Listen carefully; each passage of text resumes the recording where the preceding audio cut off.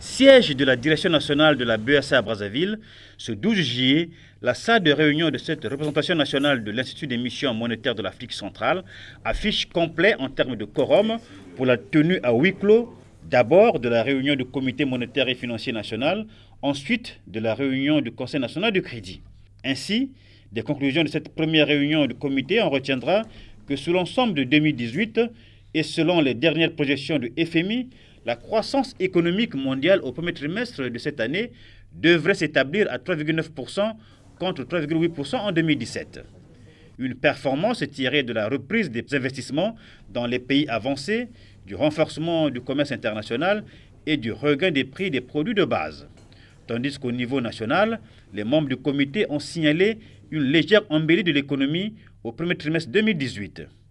Aussi ont-ils relevé que sur l'ensemble de cette année, le taux de croissance du PIB soutenu principalement par le secteur pétrolier devrait ressortir à 1,9% après une récession de moins de 2,6% en 2017. Par ailleurs, le Conseil national du crédit, au soir d'une analyse critique, approfondie et musclée des différents modes de financement de l'économie congolaise, s'est félicité du regain d'activité sur le marché interbancaire à la faveur des réformes de politique monétaire engagées par la Banque centrale. Nous avons noté avec satisfaction qu'il y a un frémissement sur le marché interbancaire. Ça s'est traduit par la signature de beaucoup de conventions pour la pension livrée entre les différentes banques de la place, ce qui résout ou commence à résoudre un peu le problème de l'absence de confiance que les banques